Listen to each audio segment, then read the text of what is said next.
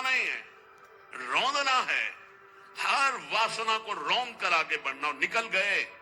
निकल गए उदाहरण से ज्यादा पुष्टता मिलेगी। महान राज ऋषि कहा गया है इनको, पुरुरवा को। बड़ा धर्मात्मा, संयमी, नियमनिष्ठ। भगवान श्री कृष्णचंद्र स्वयं अपने मुख से उद्धव जी को उनका यश सुना रहे हैं और उनकी दुर्दशा बता रहे हैं उर्वशी के कारण। भगवान कह रहे हैं, उद्धव मल्लक्षणम इमं कायम लब्ध्वा मद्धर्म आस्थितः आनंदम परमात्मानो मात्मस्थम समुपैति माम। उद्धव, ये शरीर केवल मेरी आराधना करने के लिए मिला है। मानव शरीर केवल भगवत प्राप्ति के लिए मिला है। इसी से केवल मेरी प्राप्ति हो सकती है और किसी योनि से नहीं। इस मनुष्य शरीर को मैं कृपा करके देता हूं। एक एक शब्द ध्यान से सुनना। उद्धव, ये मनुष्य शरीर केवल मेरी प्राप्ति के लिए है। मेरी प्राप्ति केवल इस मनुष्य शरीर से हो सकती है।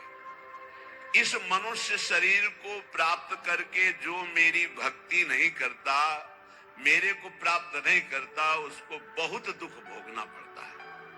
सो परत दुख पावई सिर धुनि धुनि पछताए काल ही कर्म ईश्वर। अभी चूंकि माया आपको आकर्षित कर रही तो आपको यह शब्द समझ में नहीं आ रहा कि बाद में पछताना क्या पड़ेगा।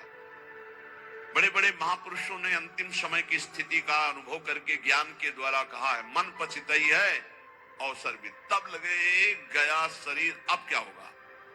जो हमने कमाया वो तो सब यही रह गया और जिस लिए आया था वो तो काम कर नहीं पाया, अब क्या होगा। भारी काले कर्म ईश्वर मिथ्या दोष लगा, झूठ बोलता है। हमारे भाग्य में भजन होता तो भजन हो जाता ना। अरे ईश्वर की इच्छा ही नहीं थी, ईश्वर की इच्छा तो थी, तभी तो तेरे को मानो दे दिया। मैं करुणा करके मनुष्य शरीर केवल अपनी प्राप्ति के लिए देता हूं। मैं सबके हृदय में विराजमान हूं, परमानंद स्वरूप हूं। मेरा भजन करे परमानंद में डूब जाएगा। लेकिन गुणमय्या जीव योन्या विमुक्तो ज्ञान निष्ठया गुणेशु माया मात्रेषु दृश्यमानेषु वस्तुतः वर्तमाने पि न पुमान युध्यते वस्तुभिर्गुणैः। जीव की जितनी योनियां हैं, जितनी गतियां हैं, वो सब तीन गुणों से होती है, सतोगुण, रजोगुण, तमोगुण। जब तक किसी महापुरुष का संग प्राप्त करके अज्ञान का नाश करके ज्ञान नहीं जागृत होता है, तब तक वो भटकता रहता है नाना प्रकार के भोगों में। सतोगुण, रजोगुण ये सदैव उसको टिकने नहीं देते, भगाते रहते। ये भोग, ये भोग, ये सुख, ये दुख, बस ऐसे चक्र में। ये सब माया मात्र है, भ्रम मात्र है, स्वप्न मात्र है। ये कब अनुभव होता है? जब उसको दिव्य ज्ञान की प्राप्ति हो जाती है। उद्धव, फिर वो ज्ञानी महात्मा सब समाज में विषयों के बीच में रहते हुए भी, व्यवहार करते हुए भी वो कभी बंधता नहीं है। इसका कारण है वो गुणों की सत्ता को ही नहीं मानता, त्रिगुणातीत अवस्था को प्राप्त हो जाता है। इसलिए उद्धव, यदि मनुष्य शरीर मिला और सत्संग मिला तो मेरी बात ध्यान से सुन लो। संगम न कुर्या दशताम शिष्णोदर त्रिपाम क्वचित तस्यानुगस्त मस्यंधे पतत्यंधानुगांधवत। साधक को यह ध्यान रखना चाहिए कि बड़ी कृपा से मनुष्य शरीर मिला और फिर भगवत मार्ग मिला। अब ऐसे लोगों का कभी संग नहीं होना चाहिए जो केवल दो में आसक्त है, रसेंद्री और जनेंद्री। खूब अच्छा खाने को मिले, खूब काम भोग भोगने को मिले, ऐसे विषयी पुरुषों का संग त्याग दे।